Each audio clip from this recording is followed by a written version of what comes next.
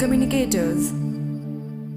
इस वर्ष हम हिंदी पत्रकारिता के 200 साल पूरे कर रहे हैं। पिछली 2 सदियों में भारत ने परिवर्तन के कई सारे आयाम देखे हैं। गुलामी से हम एक स्वतंत्र राष्ट्र के रूप में स्थापित हुए, विभाजन और आपातकाल का दंश भी झेला।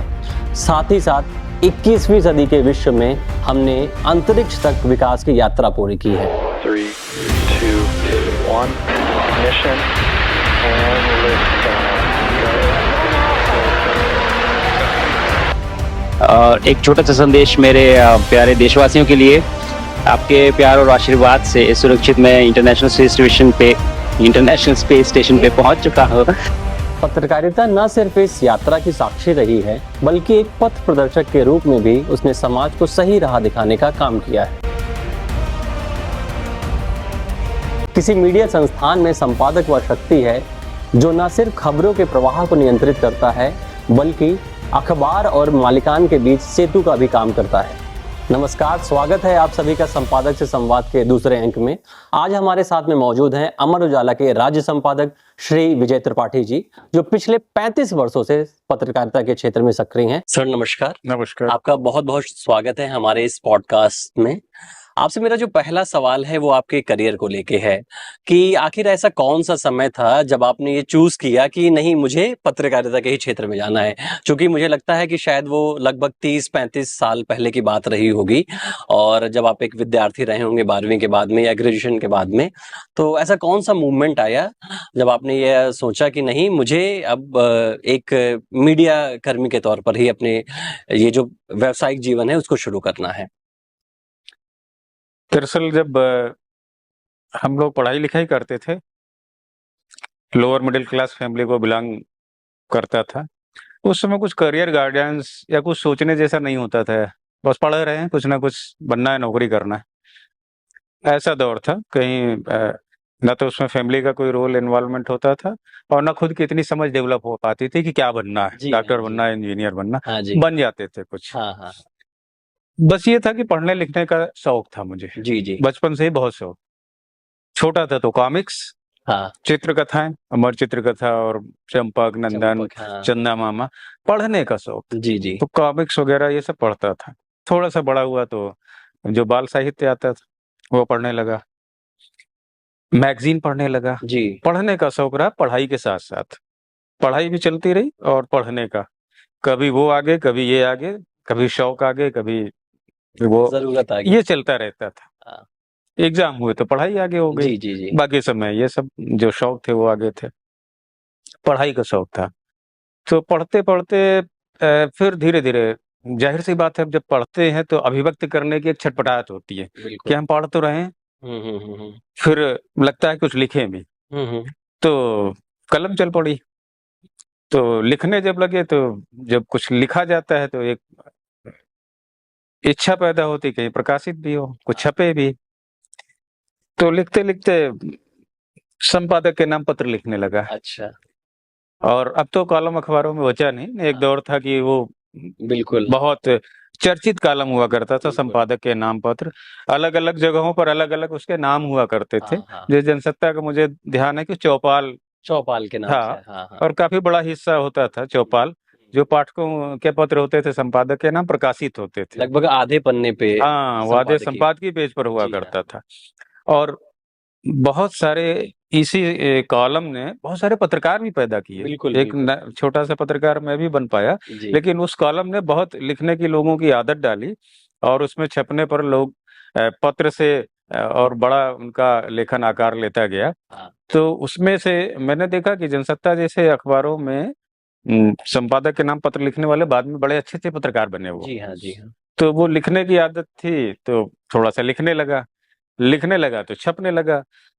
छपने में थोड़ा सा हौसला अफजाई होती है तो लगता है कि और कुछ लिखें, कुछ रिपोर्ट लिखें। वो लिखने लगा फ्रीलांसर के तौर पर। ये काम मैं करता रहा पढ़ाई लिखाई के साथ ही। जी हाँ। है ना। फिर पढ़ाई लिखाई जब थोड़ी कंप्लीट हुई तो कुछ ऐसी स्थितियां बनी कि जीविकोपार्जन के लिए मुझे कहीं किसी दूसरे क्षेत्र में जाना पड़ा। अच्छा। टेक्निकल फील्ड थी, स्वभाव की मेरे विपरीत थी, लेकिन कुछ जीविकोपार्जन का करते में था आपके। हाँ, तो मुझे कहीं और किसी दूसरे क्षेत्र में जाना पड़ा, लेकिन मेरा मन नहीं लगा, लौट के फिर मैं इसमें वापस आ गया और आगे पढ़ाई भी करता रहा। फिर मैं कुछ स्वतंत्र पत्रकारिता करने लगा, कुछ रिपोर्ट वगैरह लिखने लगा विभिन्न अखबारों में, कुछ सिंडिकेट उस समय चलते थे, उनको भेजने लगा। तो थोड़ा बहुत पैसा भी आता था जी। तो फिर इसी में एक लगन सी लग गई। तो फिर ये तय कर लिया कि अब पत्रकारिता ही करनी है। एक लेवल पर आने के बाद लगा कि अब इसी में कुछ करेंगे, ये अपने स्वभाव के, अपने मिजाज का काम। ये कब का समय रहा होगा सर? ये करीब रहा होगा 88-89 का। अच्छा अच्छा। हाँ, लगभग 37-38 साल। 37-38 साल। उस दौरान डीएवी कॉलेज में पढ़ भी रहा था मैं। तो अच्छा। प्राचीन भारतीय इतिहास से मैंने पोस्ट ग्रेजुएशन भी किया। अच्छा अच्छा। और फिर ये हुआ कि इसी में अपना भविष्य बनाना है। उस दौरान कानपुर के छोटे अखबार थे, उसमें काम किया, कुछ अनुभव लिया। और इसके बाद राष्ट्रीय सहारा अखबार 92 में लॉन्च हुआ था नोएडा से। बड़े पैमाने पर, बड़े स्तर पे वो लॉन्च हुआ था। तो उसमें संयोगवश मुझे प्रशिक्षु के तौर पर पहली नौकरी विधिवत किसी बड़े संस्थान में सन 92 में, ये 92 में मिली। अच्छा। हाँ, उसके बाद से तो फिर चल पड़ा नौकरी का सिलसिला। और आज आपके सामने तो मतलब लगभग 33 साल हो गए हैं आपको, इस एक तरीके से कहा जाए कि एक कंटिन्यूटी के तौर पे जी आपने काम किया। सर किन किन संस्थानों में आप रहे, अगर आप कुछ थोड़ा बता सकें? कानपुर में अखबार थे तो कानपुर का एक बड़ा प्रसिद्ध अखबार एक जमाने में हुआ करता था, दैनिक विश्वामित्र। जी हाँ। जो कानपुर कलकत्ता 2 जगह से ही प्रकाशित होता था। एक बड़ा ग्रुप था। तो विश्वामित्र उस दौर का अखबार था, जबकि दैनिक गणेश, विश्वामित्र ये निकला करते थे। जबकि ये आज जो बड़े अखबार हैं ये तब नहीं हुआ करते थे। अच्छा। तो उसी अखबार को मैंने शुरुआत में ज्वाइन किया था, उसमें काम किया। और इसके बाद मुझे राष्ट्रीय सहारा में अवसर मिल गया, 2 साल करीब मैंने वहां काम किया। जी हाँ। फिर दैनिक जागरण में मैंने काम किया और भास्कर में काम किया। अच्छा। और इसके बाद अमर उजाला में, ज्यादातर समय मेरा अमर उजाला में ही गुजरा है। करीब 25 साल से ज्यादा तो अमर उजाला में ही नौकरी की है। अच्छा। सर आप कानपुर शहर से बिलोंग करते हैं। कानपुर शहर का अपना एक अलग मिजाज है, अपनी एक अलग कहानी है और हमेशा चर्चित शहर रहा है ये, आजादी से पहले और आजादी के बाद भी। एक पत्रकार को गढ़ने में या एक संपादक को गढ़ने में इस शहर की क्या भूमिका रही है, और जो आपके जीवन में जिसको आपने फील किया हो समय समय पर, एक शहर कितना इम्पोर्टेंट रहता है? कानपुर का बड़ा साहित्य में बहुत बड़ा अवदान है। जी। कवि लेखक बहुत सारे कानपुर से हुए। तो कानपुर के डीएनए में कह लीजिए कि लिखना पढ़ना ये कानपुर के कई संस्कारों में है ना। बहुत बड़े बड़े कवि हुए, उदंत मार्तंड हिंदी से निकालने कहा, वो कानपुर से चले गए थे, शुक्ला जी। तो ये इस तरीके का योगदान ये कानपुर का बहुत बड़ा है। और फिर बहुत सारे विद्यार्थी, गणेश शंकर विद्यार्थी, बालकृष्ण नवीन, बालकृष्ण शर्मा नवीन थे, मिश्र। हाँ, इवन की भगत सिंह भी जब शादी न करने से बच के भाग के आए थे जी। तो वो दैनिक गणेश में ही एक छद्म नाम से काम करते थे। तो इस तरीके से इतिहास कानपुर का पत्रकारिता में बहुत बड़ा है। दैनिक गणेश लंबे समय तक वो चलता रहा। जी हाँ। फिर बाद में स्थितियां ऐसी हुई कि नहीं हुई, तो उस शहर का मिजाज ही ऐसा रहा है, लिखने पढ़ने वाला, तो कहीं ना कहीं उससे मैं भी प्रभावित हुआ। जी हाँ। और कानपुर पत्रकारिता में भी देखा जाए तो देश के एक बड़ा रोल है उसका, पत्रकार देने में, पत्रकार पैदा करने में, पत्रकारिता का शऊर सिखाने में कानपुर बहुत आगे दूसरे किसी शहरों के मुकाबले। सर अब हम जैसे मूल विषय पे आते हैं, जो हमारा मूल विषय इस बातचीत का संपादक की भूमिका पे ही है। तो सर आपने एक पत्रकार के तौर पे भी रिपोर्टिंग भी आपने की है और एक लंबे समय तक आप संपादक रहे हैं। दोनों की भूमिकाएं किस किस तरीके से अलग रहती हैं, ये सवाल मैं चाहता हूं कि आप ये विस्तार से, हमारे जो मीडिया के बच्चे हैं जो कल को इस पॉडकास्ट को देखेंगे, तो वो क्या अंतर रहता है दोनों ही भूमिकाओं में, आप इसको कैसे देखते हैं सर? देखिए, दोनों ही पूरक हैं एक दूसरे के जी, और कभी कभी प्रतिद्वंदी भी हो जाते हैं। अखबारों के न्यूज रूम में कभी कभी तनातनी भी हो जाती है कि श्रेष्ठता की एक अनकही होड़ सी रहती है, लेकिन दोनों का अपना बड़ा रोल है। एक खबर लाता है, दूसरा खबर को ऐसा रूप देता है कि वो ज़्यादा से ज़्यादा लोगों को कम्युनिकेट कर सके, हाँ जी, वैल्यू एड करता है, क्लियरिटी करता है, बिल्कुल, तो बिल्कुल। उसका भी रोल है ना? कोई कच्चा माल आता है तो उसको सजाने-सँवारने का और पठनी बनाने का, ये चैनल में होगा तो दर्शनी बनाने का काम डेस्क का होता जी हाँ, जी। है ना? अच्छा सुंदर पेज बनाने का काम। तो हम लोग कहते हैं कि यार अच्छा खबर का प्रेज़ेंटेशन हो, अच्छा पेज बने, दर्शनीय तो हो पहले। जी हाँ, जी हाँ। चीज़ दर्शनीय होगी तब तो बाद में पठनीय होगा, जब आँखों से ही वो नहीं सुहाएगा तो उसमें कहाँ कोई पढ़ेगा। बिल्कुल, तो उसकी बिल्कुल। दर्शनीयता या विज़ुअल साइड अच्छा रखने का उसका डेस्क का प्रयास होता है। और डेस्क सिर्फ़ इसी तक नहीं है, डेस्क के पास अपना-अपना अनुभव होता है, तजुर्बा होता है, तो रिपोर्टर को कहीं न कहीं इस बात के लिए गाइड भी करता है कि तुम्हारी बीट में कहाँ से कैसी खबरें निकल सकती हैं, बिल्कुल, क्योंकि उसकी समझ डेस्क पर रहते-रहते आ जाती है। या तुम्हारी खबर का अगर हम इस एंगल ये बदल दें, तो कहीं ज़्यादा पठनीय हो जाएगी। बिल्कुल। डेस्क उसको कन्विंस भी करती, तो संपादन का पार्ट भी बड़ा महत्वपूर्ण होता है। संपादन महज़ इतना नहीं है कि डेस्क रिपोर्टर ने कोई खबर दी और उसने बस उसकी मात्रा, पाई, बिंदी, वर्तनी ये दुरुस्त करके भेज दिया, इतना ही काम नहीं। जी हाँ, इससे बहुत आगे काम है कि उस बिल्कुल। खबर में उसने क्या ऐसा किया कि वो कहीं ज़्यादा उसकी रीडरशिप बढ़ जाती है।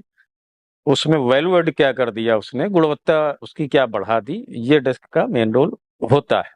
और विदेशी अखबारों में तो आप देखिए कि डेस्क का काम इतना महत्वपूर्ण होता है कि एडिटेड बाय फलाने नाम तक जाते हैं खबरों में। हाँ, बिल्कुल। रिपोर्टर की बायलाइन होगी, तो कहीं न कहीं डेस्क को भी क्रेडिट लाइन दिया जाता है कि जी हाँ। एडिटेड बाय फलाना। जी हाँ। तो इसलिए डेस्क का काम भी बड़ा महत्वपूर्ण है। उसके बगैर वैसी कॉपी अगर पाठकों तक जाए तो शायद उतनी असर ना करे। जी। सर मेरा जो सवाल है वो इसी से ही जुड़ता हुआ आ रहा है। आपने टाइपराइटर से लेकर कंप्यूटर स्क्रीन को देखा है। फैक्स तार के समय से लेकर व्हाट्सएप चैट देख रहे हैं। बहुत तेज़ी से ये जो सूचनाओं को आदान-प्रदान के जो साधन है और ये ख़ास तौर पे मीडिया से जुड़े हुए हैं, ये बदल रहे हैं। जी। पत्रकारिता की जो एक मूल भावना है, उसने कितना कुछ प्रभावित हुई है इस बदलती हुई तकनीकी से? आपने चूँकि बताया अभी डेस्क की आप काफ़ी चर्चा कर रहे थे, तो उसमें शुरुआत के दौर में किस तरीके से फ़ोटोग्राफ्स, पेस्टिंग और ये सब कुछ हुआ करता था। बड़ा मुश्किल काम होता था कि अखबार को सजाना और आज एक बहुत तेज़ी से ये चीज़ें बदल जा रही हैं। पत्रकारिता का जो एक मूल सिद्धांत है, वो क्या कुछ प्रभावित भी हुआ है इनसे, तकनीकियों से? हाँ, थोड़ा-सा प्रभावित हुआ लेकिन जो टेक्नोलॉजी चेंज हुई है उसका लाभ भी बहुत मिला है ना? जी, अब उतना जो एक स्किल की परीक्षा पहले हुआ करती थी, वो शायद उतनी नहीं रह गई है। बिल्कुल। बहुत सारी सुविधाएँ हो गई हैं, टेक्नोलॉजी ने काम आसान भी किया है, कहीं न कहीं थोड़ा काहिल भी बनाया बिल्कुल। है ना? कि पहले भाग-दौड़ के जाते थे तो स्पॉट पे जाना कहीं न कहीं कम हो गया, पहले जाए बगैर काम नहीं चल रहा था। अब फ़ोटोग्राफ, कंटेंट ये सब आपको सोशल मीडिया से मिल जाता है। जी, ये सवाल मेरा इसलिए भी है क्योंकि आप चूँकि डेस्क पे लंबे समय तक रहे हैं, जो कॉपी ऑन स्पॉट जाके अगर पत्रकार लिखता है और एक जो खबरें सिर्फ़ आ जा रही प्रेस नोट से लिखी हुई खबर और लाइव रिपोर्टिंग करने का जो बिल्कुल, अंतर है उसमें जी हाँ। बहुत फ़र्क होता है और डेस्क वाला व्यक्ति समझ भी जाता है। हाँ, चूँकि उसकी नज़र थोड़ी पारखी हो जाता है कि ये कॉपी या खबर वो फील्ड में जाके दे रहा है या प्रेस नोट कॉपी किया, जी हाँ। वो पकड़ लेता है। जी, जी। तुरंत रिपोर्टर को बोल देता है कि तुम फील्ड में नहीं गए हो। हाँ, हाँ, फील्ड में जाते तो अलग ही चीज़ देखने को मिलती है। बिल्कुल, तो फील्ड में जाने का, स्पॉट पे जाने का कोई सब्स्टिट्यूट नहीं है। आपको जाना ही पड़ेगा। अच्छा बिल्कुल। कंटेंट देना है तो जाए बगैर काम नहीं चलता है। फ़ोटोग्राफ़र पहले फ्रेम के लिए बहुत मेहनत करते थे कि यार ऐसा फ्रेम मुझे चाहिए, ऐसी फ़ोटो मिल जाएगी, मज़ा आ जाएगी और कई बड़ी मेहनत करते थे, मशक्कत, मार-धाड़ ये सब होती थी। हुँ, हुँ, हुँ। अब क्या है डिजिटल तकनीक आ गई है, डिजिटल कैमरे आ गए हैं, तो पहले रोल लगता था तो बिल्कुल, वही एक मूवमेंट चाहिए सीमित होता था। संख्या हुआ अब करती तो थी। उसमें सैकड़ों क्लिक मार दिए, उसमें हाँ, से कोई 2-4 सेलेक्ट कर ली। हाँ, हाँ, अब वो चैलेंज नहीं रह गया। बिल्कुल। अब ना वो फ्रेम का एंगल का चैलेंज खत्म हो गया, जी, जी, कि जी। उसने मारता चला गया, वो ऑटो में लगा दिया उसने कैमरा से होता गया सब जी, और जी। कोई एक मूवमेंट की फ़ोटो निकाल के दे दी। हाँ, हाँ, हाँ। तो ये एक जो उसका स्किल था खत्म हो गया। लेकिन स्पॉट पे देखिए आप नहीं जाते हैं तो आप बहुत कुछ मिस कर रहे होते हैं। स्पॉट पे जाए बगैर गुज़ारा नहीं है। मैं अपना एक बड़ा उदाहरण लोगों को देता हूँ कि जी, स्पॉट पे क्यों जाना चाहिए। गुजरात चुनाव था 2014 का पार्लियामेंट्री इलेक्शन। अच्छा। मुझसे पूछा गया कि भाई आप गुजरात चुनाव में जाना चाहेंगे। मैं देहरादून में था हम्म। और एक संपादक के सामने चैलेंज आता है, वो ना तो नहीं कर सकता है, जाना ही पड़ता है और एक मौका भी होता है हम सबके लिए। तो गुजरात इलेक्शन में मैं गया, गुजरात पार्लियामेंट्री इलेक्शन जी में। हाँ। अब मेरे लिए अननोन बिल्कुल फील्ड था, अननोन कंट्री था, मेरा नेटवर्क नहीं था वहां पर। नहीं जी तो अपने नेटवर्क के लोग होते हैं तो मदद मिल जाती है। हाँ, तो एक अंधेरे में हाथ पांव मारना या भूसे के ढेर में सुई जैसी कोई खबर को खोजना था। टटोलना, ऐसा था कि मुझे नेट पर तो मैं कहीं पर बैठ के खबर बना सकता था, हाँ है ना, कि ये गुजरात का चुनावी इतिहास है और ये है वो है। तो जी, टेबल स्टोरी तो कहीं से भी हो कहीं पे सकती भी थी, हो सकती है। लेकिन आप स्पॉट पे ये पता भी तो चलना चाहिए खबर से। जी हाँ, जी हाँ।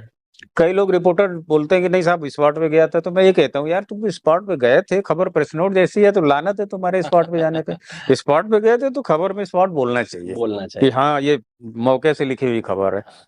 तो मेरे लिए बड़ी अजीबोगरीब स्थिति थी कि मैं यहाँ से क्या लिखूं, गैर भाषी लोग हैं, हाँ हाँ गुजराती आती नहीं, हाँ अपना अखबार नहीं है, किसी को बताता हूँ तो कुछ समझ में किसी के क्या आएगा, कौन सा अखबार है। जी। लेकिन हमने कहा आए हैं तो चलो भटकते हैं, शायद कुछ हाथ लग जाए। तो गांधीनगर गया। अच्छा। गांधीनगर में वो लाल कृष्ण आडवाणी का आखिरी चुनाव हाँ, था। वो उनकी हाँ, कॉन्स्टिट्यूएंसी। ये उदाहरण महज इतना ही दे रहा हूँ और इसका कोई मूल्य नहीं है जी कि स्पॉट के फायदे क्या होते हैं। जी। और आडवाणी जी का वो लास्ट इलेक्शन था हम्म, और कांग्रेस से कोई अननोन यूं ही कैंडिडेट था कि पहले से ही हार मान लेते हैं ना कि यार यहाँ तो किसी को एक उतार दो, डमी जीतना जैसा नहीं है। उतार दिया है। आडवाणी जी लगातार जीत रहे हैं, इतने जीत साल से रहे यही जीतेंगे, हैं। हाँ हाँ किसी को भी उतार दो। तो हाँ। थके मन से कांग्रेस चुनाव वहां से लड़ रही थी। हम्म, तो मैं वहां के बीजेपी के जो पार्टी ऑफिस था वहां गया, तो वहां बड़ी गहमा गहमी थी। और पन्ना प्रमुख का कॉन्सेप्ट उसी साल लॉन्च हुआ था, अच्छा। उसी चुनाव से। पन्ना प्रमुखों की जिम्मेदारी और ये और बैनर पोस्टर, खूब गहमा गहमी थी। हाँ। सब बातें कर रहे थे और पूरा कैंपेनिंग के तैयारियां चल रही थी। तो मैं सुनता रहा, थोड़ा सा बात किया और सब चूंकि गुजराती बोलते थे बहुत नहीं समझ में आया, लेकिन एक फील लेके मैं चला गया जी कि आप चलो कांग्रेस का ऑफिस भी देख लेते हैं। अब एक नया पत्रकार पार्टी ऑफिस से ही शुरू करता है जर्नी कि चलो पार्टी ऑफिस का माहौल देखें क्या कैसा चल रहा है। मैं कांग्रेस के ऑफिस गया कि वहां भी देख लें। जी। पूछते पूछते गया तो वो किसी रेजिडेंशियल कॉलोनी में कहीं अंदर था। तो जब वहां पूछते हुए गया किसी मकान पे, छोटा सा बोर्ड लगा था कांग्रेस जिला मुख्यालय गुजराती में। अच्छा। तो किसी से पूछने के बाद मैंने वहां की डोरबेल बजाई। तो थोड़ी देर बाद एक अधेड़ सा आदमी आया और मैंने उससे हिंदी में पूछा कि कांग्रेस का दफ्तर यही है? उसने गुजराती में बताया कि हाँ यही है। यही है। फिर मैंने बोला कि आज कोई मीटिंग बैठक हाँ। पार्टी में कुछ नहीं है, कुछ लोग नहीं दिख रहे हैं, बड़ा सन्नाटा है। वो गुजराती में बोला कि तमें नहीं पता छे आज संडे की छुट्टी। अब मुझे लाइन मिल गई। मैंने कहा मुझे एक लाइन मिल गई कि कांग्रेस मना रही है संडे की छुट्टी। है। इतनी गहमा गहमी के बीच हाँ, मुझे एक लाइन मिल गई, बाकी खबर तो खड़ी हो जाती है। बिल्कुल आपको बिल्कुल। पंच लाइन मिल जाए, आप खबर तो डेवलप कर बनी लेंगे। जाती है। हाँ हाँ तो ये मेरी खबर थी कि कांग्रेस मना रही संडे की छुट्टी, और ये बहुत सारे एडिशन में छपी और बड़ी इसकी चर्चा भी हुई। हाँ क्यों हुई? मैं अगर होटल में बैठा रहता, हाँ। नेट पे खंगालता रहता, मैं यूं ना दो चार भटकता, फोन कर दिए होते फोन कर सिर्फ देता, तो ये चीज नहीं पता चलती कि ऐसे माहौल में जब चुनाव सभा पे है कांग्रेस संडे की छुट्टी मना रही है। बिल्कुल बिल्कुल। तो ये होते हैं स्पॉट के फायदे। जी मैं अपने लोगों को भी यही बताता हूँ कि स्पॉट पे जाओगे कुछ ना कुछ मिलेगा ही, हाँ। और उसका कोई मूल नहीं है, वो आपको कोई आप ही को मिलेगा, एक्सक्लूसिव रहेगा, प्योर। जी। इसका अगला सवाल जो है वो एक तरीके से आप ये कह लीजिए कि पत्रकारिता की कुछ जिम्मेदारियों पे है। पत्रकारिता को कहा भी जाता है कि ये लोकतंत्र का चौथा स्तंभ है और बड़ा परिवर्तन लाता है। तो सामाजिक परिवर्तनों में कैसी भूमिका रही है मीडिया की, और खासकर पिछले 30 सालों में या 35 सालों में, क्योंकि बहुत बदलाव हुए हैं भारत में, आर्थिक स्तर पर भी, सामाजिक स्तर पर भी मीडिया ने कैसी कुछ अपनी भूमिका निभाई है? ये इसको आप पॉजिटिव या फिर नेगेटिव में भी आप इसको बता सकते हैं, कैसे देखती हैं? बिल्कुल। जो सामाजिक बुराइयां हैं या सामाजिक जरूरतें हैं, उनके प्रति भी मीडिया का, अखबारों का एक संवेदनशील दृष्टिकोण होना चाहिए। जी। ठीक है ना? मसलन की उदाहरण के साथ अगर समझाएं तो आवारा जानवर हैं। हाँ आवारा जानवरों की समस्या बहुत बड़ी है। बिल्कुल। अब जब समस्या इतनी बड़ी है तो सब सरकार से अपेक्षा करने लगते हैं हाँ कि भाई ये समस्या तो आपकी है। बिल्कुल। दूध हम लेंगे और उसका अन्य उपयोग हम करेंगे, ऑर्गेनिक खाद हम बनाएंगे, लेकिन उसके संकट से समाधान की जिम्मेदारी सरकार की। जी। तो इसमें समाज को भी आगे आना चाहिए, समाज को ओन करना चाहिए कि नहीं, ये हम सब मिलके, सरकार से सभी चीजें नहीं निपट सकती है और सरकार जैसे इस समस्या को हैंडल कर रही है वो सब लोग देख ही रहे हैं। इसी तरह अखबारों को भी कुछ ऐसा दृष्टिकोण होना चाहिए समाधान परक कि कुछ सलूशन निकल सके किसी भी समस्या का, कोई भी सामने है तो।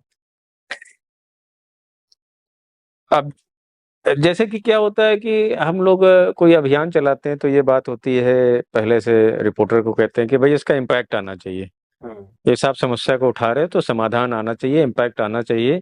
इम्पैक्ट नहीं आता है तो आपकी सीरीज का कोई मतलब नहीं, जी हाँ। है ना। तो इसी तरीके से हमको कोई समस्या हम उठा रहे हैं और हर चीज के लिए अपेक्षा हमें सरकार से ही नहीं करनी चाहिए, कोई अन्य रास्ते की संभावनाओं पर भी हमें विचार करना चाहिए, ठीक है ना। किसी पिछड़े जिले में अगर स्ट्रेचर नहीं है, व्हीलचेयर नहीं है या छोटी सी अस्पताल में और जरूरत नहीं है, तो इसके लिए हम खबर छापते रहें और ये उम्मीद करें कि तत्काल सरकार हमारी खबर पढ़ के कर दे, तो ये कुछ ज्यादती होगी।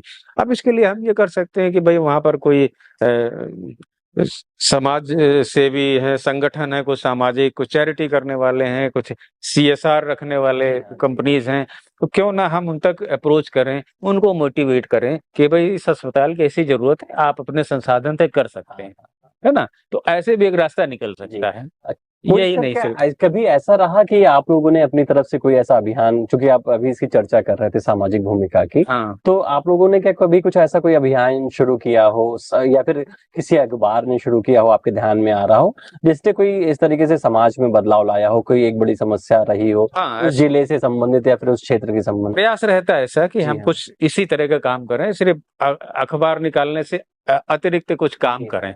हमारा संस्थान भी ऐसा करता है। अब मेधावी बच्चों को छात्रवृत्ति देने जैसी पहल है, या ब्लड डोनेशन की मुहिम है, मेडिकल कैंप हैं, इस तरह के हमारे संस्थान की भी प्रायोरिटी में रहते हैं, हम लोग भी करते हैं। अब जैसे मुझे कानपुर का एक बात आती है, कभी ऐसे साथियों के साथ चर्चा हो रही थी, तो कम समय में कुछ विधवा स्त्रियों का कुछ मामला था कि वो बहुत कोई ऐसा एक्सीडेंट या कुछ हुआ था कि शादी के साल 6 महीने हुए थे, वो स्त्री विधवा हो गई थी। उसी पर चर्चा और चिंतन के दौरान ये हुआ कि क्यों ना हम लोग एक पहल करके विधवा विवाह की एक मुहिम कुछ करते हैं, एक पहल ऐसी करते हैं, देखते हैं समाज और संस्थाओं से कैसा रिएक्शन मिलता है। तो इस पर हम लोगों ने दूसरे सामाजिक संगठनों से बात की, तो बात बन पड़ी। और इसके बाद हम लोगों ने 2015 या 16 की बात रही होगी, 10 साल हो गए करीब, कुछ लोगों की मदद से ये संकल्प लिया कि कुछ विधवा विवाह कराते हैं। अच्छा। हाँ, कुछ ऐसी विधवाओं का जो अल्प समय में ही वैवाहिक जीवन के विधवा हो गई हैं, उनके मुश्किल होता बड़ा ये काम। स्त्री तो कहेगी नहीं, बिल्कुल, हाँ, स्त्री कहेगी नहीं, घर वाले भी पहल नहीं करेंगे और ससुराल वाले भी नहीं सोचते हैं, हाँ। तो उसकी स्त्री की स्थिति बहुत दयनीय हो जाती है कि उसके बारे में कोई नहीं सोचता, कोई नहीं बात करता है क्योंकि ये सामाजिक स्तर पर भी ऐसी है कि समाज बहुत जल्दी सामाजिक सोच नहीं है। तो हम लोगों ने विभिन्न जो जातीय संगठन थे, सामाजिक संगठन थे, उससे मदद की, चर्चा की, कुछ लोग सामने भी आए। इसके बाद हम लोगों ने ये हुआ कि 11 इस तरह की जो विधवाएं थी, स्त्रियां थी, उनको लेकर एक लिस्ट बनाई, सबसे मदद ली और ये हुआ कि इनको हम लोगों ने राजी कर लिया है और उनके विवाह का एक बात बन पड़ी, चल पड़ी। अब ये हुआ कि आमतौर पर जो लोग जाति संगठन लोग शादियां कराते भी थे तो इस तरह के उनसे अलग रखते थे, परिचय सम्मेलन होते तो वो उसमें नहीं रखते थे। बड़ा चोरी छुपे वाला काम था कि ये काम ऐसा है कि बहुत प्रचारित ना हो। हम लोगों ने कहा इसके खूब प्रचार करेंगे हम लोग। अच्छा। प्रचार के बाद करेंगे और शहर के सबसे महंगे होटल में करेंगे। तो जो 5 स्टार होटल था लैंडमार्क, उसमें किया और उसके सबसे जो बेहतरीन फ्लोर है उसमें करेंगे जहाँ इंडियन क्रिकेट टीम रुकती थी, 11th फ्लोर, वो हम लोगों ने किया, सहयोग लिया सभी से और फिर वहां हम लोगों ने ये शादियां कराई। और उस समय इस कार्यक्रम से हमारे इतने प्रभावित हुए थे तत्कालीन मुख्यमंत्री कि वो स्वयं आए थे। अच्छा। आशीर्वाद देने, और सब समाज के सहयोग से हुआ। बिल्कुल। तो हम लोगों ने ये सोचा कि यार देखो कितना बड़ा काम दूसरे कह रहे हैं और कितनी आसानी से हम लोगों ने कर लिया। तो एक सामाजिक बदलाव का काम ऐसे भी हो सकता है। बिल्कुल, बिल्कुल। छोटे मोटे काम के लिए हम हमेशा सरकार का मुंह ना देखें, अपने प्रयास से करें। जी, कोरोना में देखा आपने, सभी लोगों ने किया। बिल्कुल किया है। समाज के अंदर कितनी दानशीलता है, दयालु वृत्ति है, कोरोना में प्रकट हुई बिल्कुल। कि लोगों के पास बहुत पैसा नहीं था, हुँ, बहुत समृद्ध नहीं थे, लेकिन इच्छा सभी की थी कि हम भी कहीं किसी गरीब को खाना खिला दें, कोई किसी मदद को कर कुछ दवा सके। कर दें, कोई मदद कर दें। तो ये दान वृत्ति, दयालु वृत्ति सभी के अंदर होती है, बिल्कुल। थोड़ा कम या ज़्यादा, हुँ। और वो करते हैं। कोरोना में खूब लंगर लगे और किसी को खाने की कमी नहीं पड़ी। जी, जी, जी। तो ये काम भी अखबार इसका वाहक बनना चाहिए। हाँ, वाहक बन सकता है। हाँ, ये काम कर सकता है, करने वाले लोग हैं, जी हाँ, कर सकता है। जी। किसी गरीब बच्चे की आप खबर छाप दीजिए कि बेटा ये बच्चा पढ़ने में बहुत तेज़ है, लेकिन इसकी मदद नहीं मिल पा रही है, तो कॉपी किताब स्कूल देने वाले बहुत से लोग आ जाते बिल्कुल आ हैं। जाता ये काम भी अखबार का, इसको भी करना चाहिए। सर अभी आप अखबार के काम और संपादक के काम की चर्चा कर रहे हैं। इन्हीं कामों में सर एक महत्वपूर्ण सिद्धांत के तौर पे कहा भी जाता है कि संपादक एक गेटकीपर के तौर पे काम करता है कि खबरों की फ्रेमिंग किस तरीके से होगी, उनको किस तरीके से हम प्रेजेंट करेंगे। तो आपको क्या लगता है कि आज के इस बदलते दौर में जब सूचनाएं लगातार इधर से उधर हो रही हैं, एक अखबार का संपादक क्या इस सिद्धांत की पुष्टि कर पाता है कि वो गेट कीपिंग के सिद्धांत को बना पा रहा है कि खबरों को किस तरीके से खबर को प्ले करना है? ऐसा कुछ हो पाता है? आपका कुछ व्यक्तिगत अनुभव इस पे कुछ रहा हो? हाँ, देखिए क्या है ना कि एक एक अखबार में इतने एडिशन होते हैं कि रोज़ 500-700 खबरें कम से कम रोज़ रहती हैं, हाँ, विभिन्न संस्करणों प्रकाशनार्थ। अब उन सभी को लिए गेट कीपिंग का काम नहीं कर सकता है कोई एक व्यक्ति।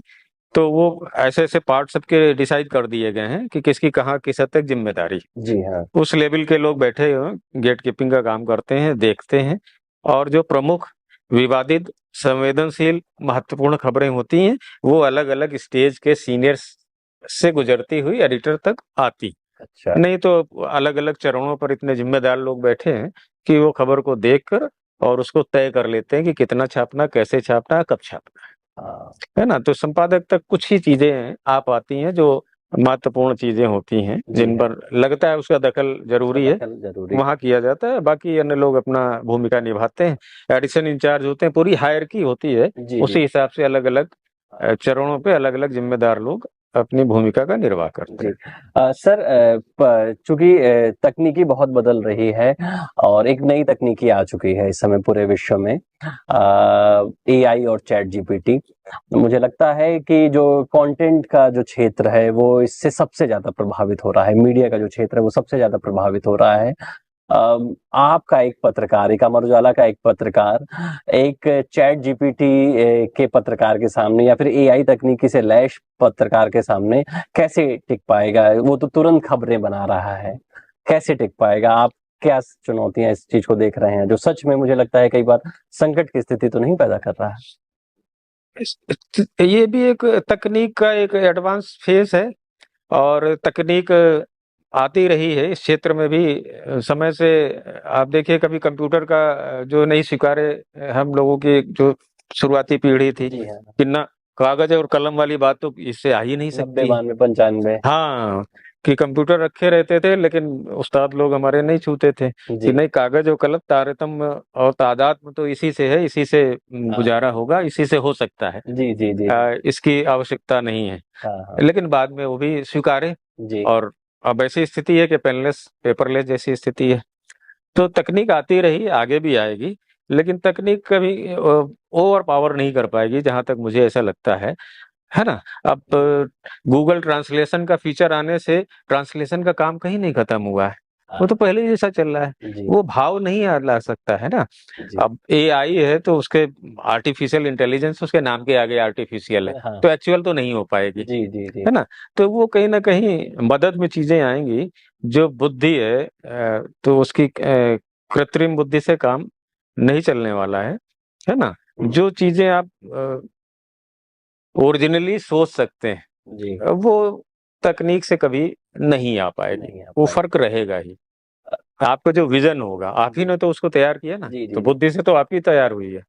तो कहीं न कहीं आप बुद्धिमत्ता में उससे हाँ। हट के और उससे अलग, उससे बेहतर रहेंगे। सर अक्सर कहा जा रहा है कि ये जो तकनीकी इस बार की आई है ये नौकरियां खा जाएगी, तो क्या आपको लग रहा है कि अखबार में लोगों की नौकरियां जाएंगी इस तकनीकी के कारण? दूसरी अगर कहीं कुछ कम भी होंगी तो दूसरी तरीके से आएँगी, और बदलाव तो हमेशा रहेगा। प्रूफ रीडिंग सेक्शन हुआ करता था, जी खत्म हो गया, जी है ना? प प जो प्रिंटिंग सेक्शन में भी बहुत सारे चेंज आए, ब्रोमाइड बनता था।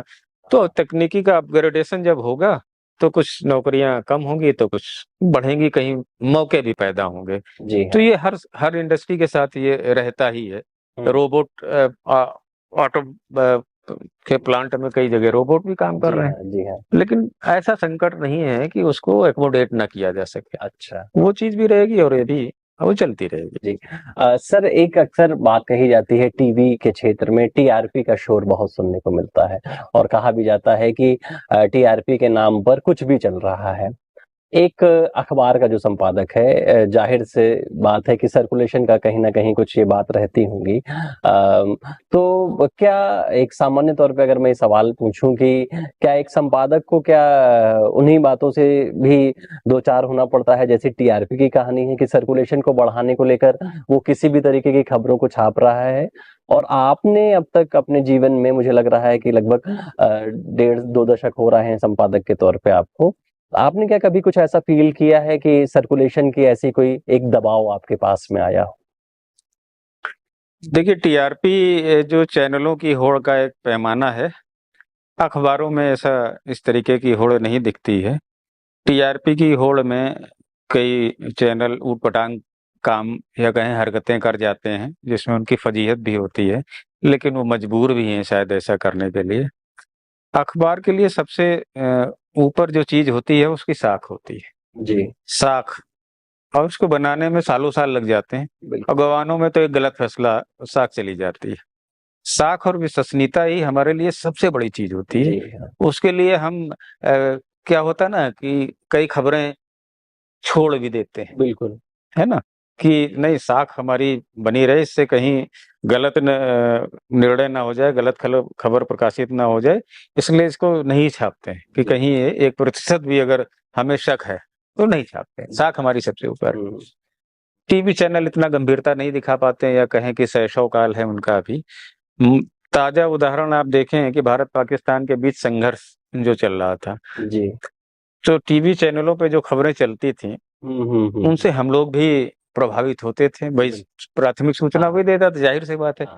कि किसी ने कहा कराची पे हमला हो गया और ये बंदरगाह लाहौर तक आर्मी इस्लामाबाद ये पहुँच गई। किया। हाँ, तो हम लोग भी दिन में टीवी की खबरें देख के शाम के अखबार को थोड़ा ना थोड़ा प्लान करते थे कि ऐसी जी, खबर को ऐसे देंगे, और शाम तक वो खबरें ही नहीं होती थीं। गायब हो चुकी हैं। हाँ, तो पता चलता था अरे टीवी क्या दिखा रहा है, कैसे दिखा रहा है, मतलब यकीन ही नहीं होता था कि इतनी हवाई खबरें कैसे दे रहे हैं ये लोग। हाँ, तो उस दौर में क्या हो गया था, अखबार एक पैमाना हो गया था मानक टीवी की खबरों को जाँचने का, जी, जी। कि टीवी ने आज तो ये दिखाया, हाँ, लेकिन अखबार में उन्होंने पढ़ा ऐसा नहीं है तो नहीं हुआ। नहीं हुआ है। तो हमारी विश्वसनीयता, हमारी साख एक बार और ज़्यादा स्थापित हुई कि टीवी चैनल में तो कुछ भी कैसे भी चल सकता है होड़ में, अखबार के साथ ऐसा नहीं। जी हाँ, जी हाँ। तो ये हमें इस प्रकरण ने हमें और मजबूत किया, हमारी जी। साख और बढ़ाई और बनाई, तो इसका हमें लाभ मिला। सर्कुलेशन का सर वो प्रेशर कभी ऐसा व्यक्तिगत कुछ नहीं, तौर हम मानते हैं कि खबर अच्छी छपेगी, जी, तो प्रसार तो बढ़ेगा ही, पाठक हमारा अखबार ढूँढ के लेगा। अच्छा। सर अब हम अपने अंतिम सवाल की तरफ आ रहे हैं। मेरा सवाल ये आपसे है कि क्या कभी आपको इतने पत्रकारिता के जीवन में कभी ऐसा लगा कि ये आपका फैसला यहाँ पर एक गलत फैसला रहा पत्रकारिता के क्षेत्र में आने पे? और क्या कभी कुछ एक ऐसा भी मूवमेंट आया जब आपको लगा कि हाँ, मैं संतुष्ट हूँ, मैं आज की डेट में जिस प्रोफेशन में हूँ, जो मैं काम कर रहा हूँ, मैं यहाँ पर संतुष्ट हूँ और मैं उस चीज़ की प्रतिपूर्ति मैंने कर ली है। ये दोनों ही तरीके। जी। कभी आपको ऐसा फ़ील हुआ हो कि जब आप गलत महसूस कर रहे हो या फिर कुछ पॉज़िटिव? गलत महसूस होने वाला इसलिए कभी नहीं हुआ जी, कि मेरा पैशन था ये। जी, जब हम किसी अपने पैशन को परस्यू करते हैं तो गलत होने का सवाल ही नहीं उठता है। मेरी स्वाभाविक रुचि थी, मेरी प्रवृत्ति थी पत्रकारिता, मैं उसी क्षेत्र में हूँ, जी, मैं इसे एन्जॉय करता हूँ। जी, जी। 8 घंटे की नौकरी के हिसाब से नहीं करता हूँ, चूँकि मेरा पैशन हाँ, है ना? मैं छुट्टी के दिन भी घर में होता हूँ तो मेरा दिमाग अखबार में ही होता है, वही सोच रहा होता हूँ, जी क्योंकि मेरे स्वभाव में। जी और ये एक पैसा, मान लीजिए आप है भी, ये ऑड जॉब इसे थोड़ा-सा कह सकते हैं, कि ये सभी के बस का नहीं है। हम्म। है ना? एक हमारे उस्ताद थे संपादक जी, वो कहते थे कि ये इश्क़ी इश्क है, इश्क़िया नौकरी करोगे तो मज़ा आएगा, इसलिए हाँ आप इश्क करिए। जी जी है ना? तो जब आप इसमें बिल्कुल इन्वॉल्व हो जाते हैं, तो आपको फिर ये नौकरी जैसा नहीं लगती, कि अब विकास दुबे को पकड़ के ला रहे थे, तो ये लग रहा था कि ये इसको एनकाउंटर हो सकता है इसका। जी हाँ जी हाँ। ऐसी आशंका थी कि कहीं कुछ ऐसा घटित होगा कि ऐसा होगा। तो रात भर हम लोग जग के देखते रहे। आप लखनऊ में थे उस मैं समय या कानपुर में था। कानपुर के संपादक थे आप? हाँ, जी जी तो रात भर जग के देखते रहे। हाँ। तो ये अब दूसरे पेशों में ये चीज़ थोड़ा-सा मुश्किल है प्रोफ़ेशन में। जी हाँ तो इसको भी एन्जॉय करते हैं, और जिसका भी पैशन होगा तो एन्जॉय करेगा। इसमें नौकरी की तरह काम नहीं चल सकता है। जी। आप फिर एवरेज होके रह जाएँगे कि आपने 8 घंटे का यार काम करना, उसके बाद अखबार से मतलब नहीं। फिर आप एवरेज होके इसमें रह जाएँगे, कुछ भी हासिल नहीं होगा, बाद में सर पीटेंगे। जी तो ये आपका पैशन हो, समझ लीजिए कि ऑड जॉब है, कभी भी रात में 12 बजे बुला के कभी भी भेजा जा सकता है, या छुट्टी नहीं भी मिल सकती है। अगर शहर में कर्फ्यू है, तो हो सकता है कि आपको बिना खाए-पिए ही कहीं काम करना पड़े, या साप्ताहिक छुट्टी नहीं मिल सकती है। हाँ। तो ये सब सोच के ही इसमें आना चाहिए। इस प्रश्न का दूसरा हिस्सा क्या था? दूसरा हिस्सा ये था कि कभी आप सैटिस्फाइड हुए, कोई ऐसी चीज, कोई ऐसी हाँ। घटना आपके जीवन में घटी जो एक आत्मसंतुष्टि की तरफ आपको लेके करे? हाँ, बिल्कुल। अक्सर ऐसा होता है कि कुछ ऐसे प्रकरण आते हैं, जैसे कि ये था कि सामाजिक बदलाव में क्या भूमिका हो सकती है, तो हम और हमारा संस्थान इस दिशा में भी सोचता है कि सिर्फ अखबार निकालने से ज़्यादा अतिरिक्त हम और क्या कर सकते हैं, है ना? तो अभी जैसे उदाहरण के तौर पर हम लोगों ने बिजली की बहुत खबरें आती थी, जी तो हाँ। हमारे रिपोर्टर खूब लिखता था बिजली की ये समस्या, ये संकट, और ये काम नहीं हो रहा है। बहुत बिजली विभाग को लेके खूब खबरें होती थी, हम्म। अव्यवस्थाओं की। हाँ तो हमने कहा यार, ये खबर छापने से कुछ खबरों पे तो फ़र्क पड़ जाता है, कुछ समाधान रास्ता निकल आता है, बहुत सारी समस्याएँ अनसुलझी रहती हैं। तो आप ऐसा करिए, कुछ अपने प्रयास से, बिजली विभाग के सहयोग से कुछ स्पेशल कैंप जैसे लगवाइए। अच्छा। हर क्षेत्रवार, ज़ोनवार, इलाकावार कुछ कैंप लगवाइए। आप उनसे मदद लीजिए, और लोगों को इस तरीके से भी राहत दिलवाइए।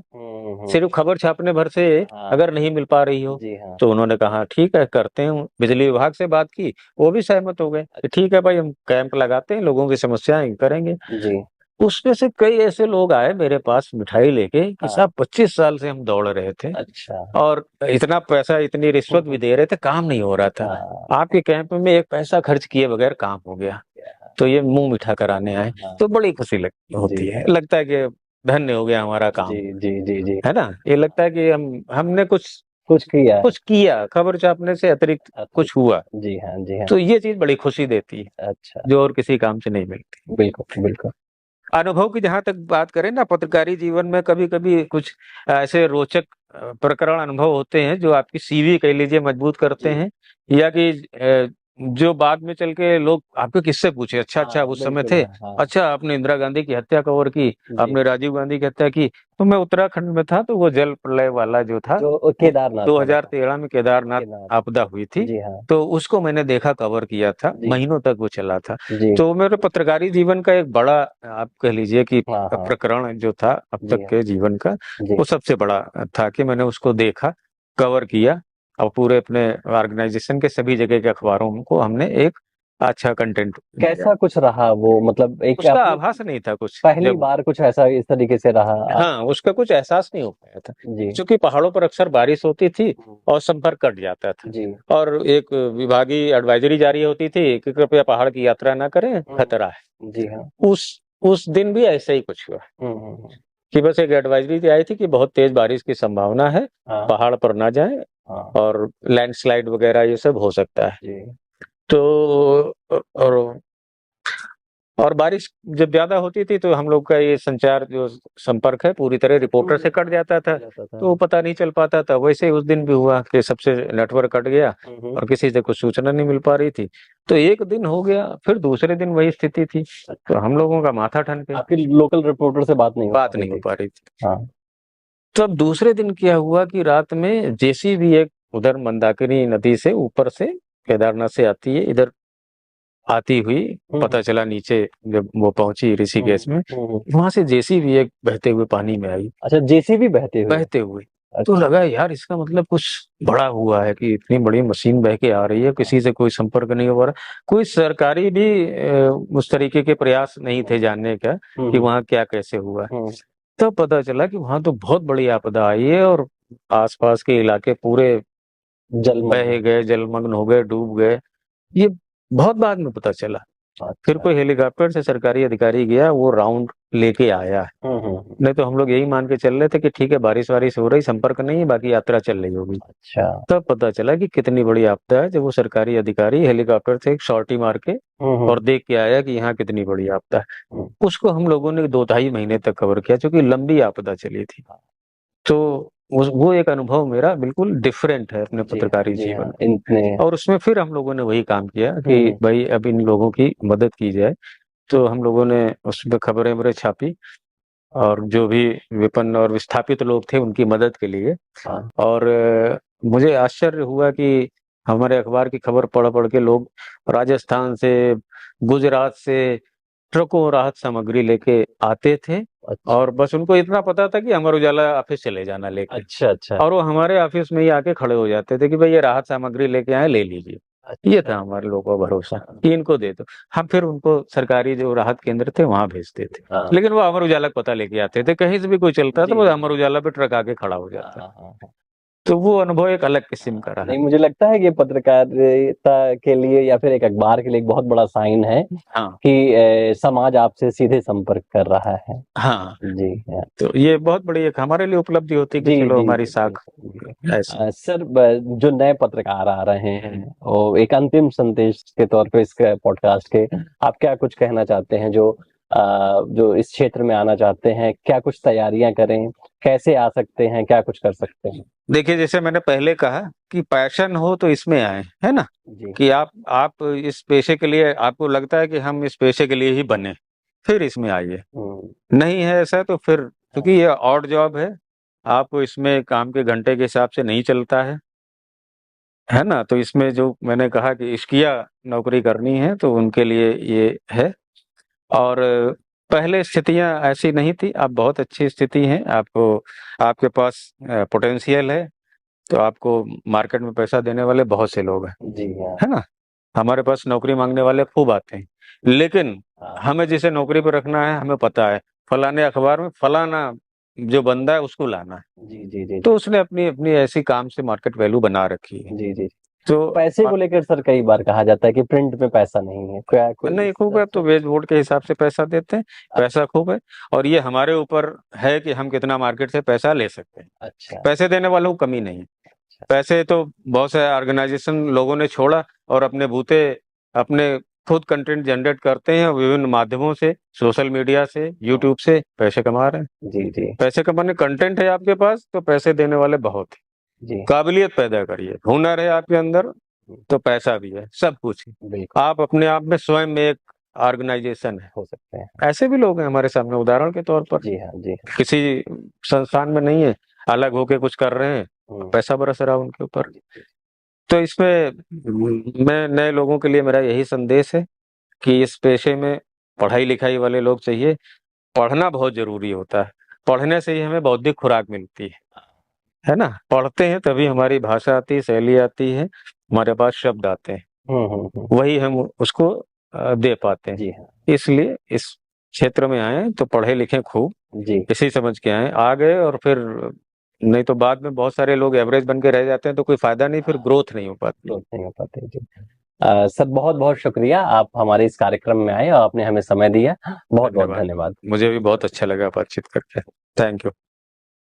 आज के इस अंक में हमारे साथ में जुड़े हुए थे श्री विजय त्रिपाठी जी, जो अमर उजाला के राज्य संपादक हैं, जिन्होंने अखबार, पत्रकारिता और समाज के विभिन्न पहलुओं पर बेबाकी से अपनी राय रखी। संपादक से संवाद के अगले अंक में हम जुड़ेंगे एक नए संपादकीय चेहरे के साथ में।